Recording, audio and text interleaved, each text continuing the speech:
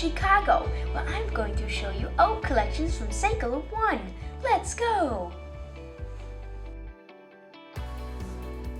After you walk inside, you buy your tickets and head straight going down a staircase. And after you go down, you will see this huge statue of a meditating Buddha. And it comes from the coastal town of southern India. And it is made from granite. After that, go straight to Gallery 141 and you will see this statue cut out of stone. It is the Kaudikya, which is the god of woe in southern India, where he is very popular. He is riding a peacock and he has 6 heads and 12 hands. 10 of the hands are holding weapons, 2 of them are not. Nearby, you will see a golden statue of bejeweled Buddha sitting on an elephant throne. It is from around the late 19th century. This sculpture shows when Buddha achieved enlightenment from meditating under the tree. You keep on going straight, exit those exhibits, turn left, heading toward the modern wing, and then turn right, and you will be entering the Greek section, where you will see shattered pottery, water jugs, and drinking cups. Let's go to drinking cups. It was made in Athens at about 530 BC. It honors Dionysus as the god of both wine and the theater. When the drinker raises the cup to his mouth, it looks like a mask which is used in theaters. Look at the size of these cups! These cups have depictions on them. Now let's take a look at some of these storage jars. They are pretty big and they also have depictions on them. They are called hydria, which stands for water jar. In this section, there's a lot more different cups and jugs, and many more items. After you go, continue going straight and take a turn to the right. You will be entering the Roman section. In the Roman section, the first thing you will see is the bust of Athena, the Greek goddess of war and wisdom, known to the Romans as Minerva. Created around the 2nd century, it was made of marble.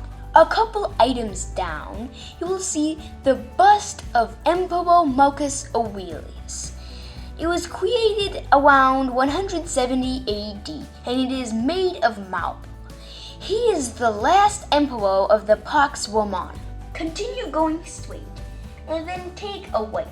You'll be in the Byzantine section, where you will see this mosaic fragment with a man leading a giraffe, which actually looks more like a camel. It was created around 500 AD. This mosaic fragment was once part of a larger composition that paved the flow of a wealthy family that lived in the eastern Mediterranean.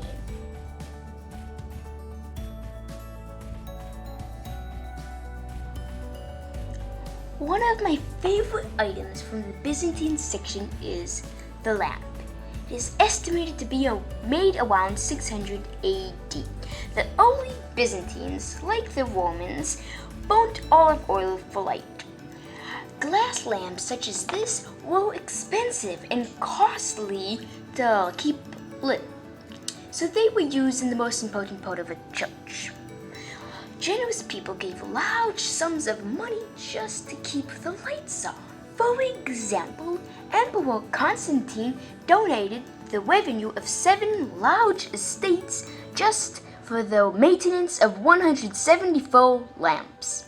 After exiting the Byzantine section, find a stairwell or elevator and go up to the 2nd level. While you are going up the stairwell, you will see this humongous painting. When I say humongous, it is huge.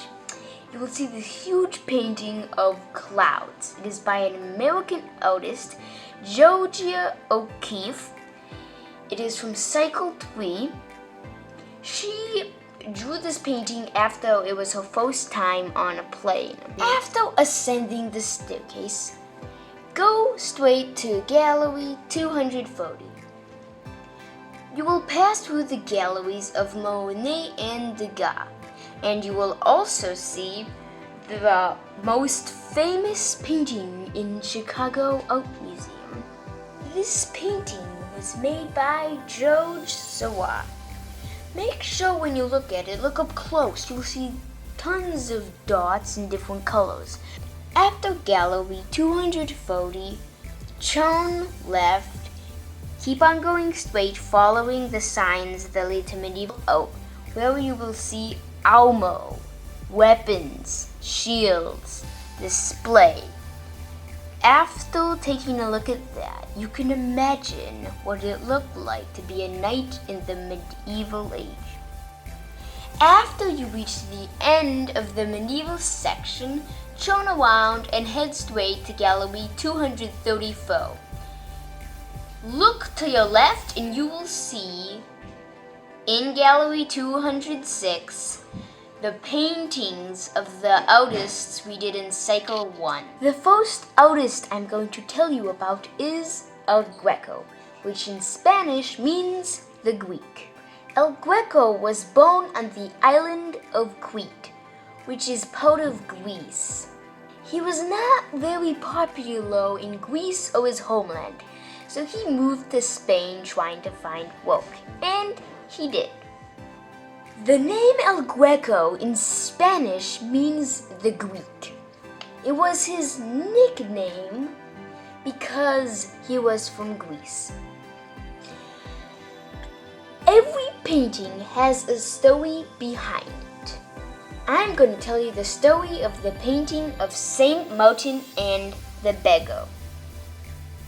Looking at this painting of Saint Martin and the Beggar, you can see El Greco's style. He loved to stretch the paintings and everything in them, so they are very tall. Like the Beggar is almost as tall as the host, which is not proportional. Now I will tell you the story of Saint Martin and the Beggar. Martin was born around 300 AD. This is after Constantine legalized Christianity.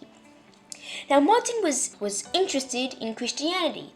He was forced by his father to become a Roman soldier.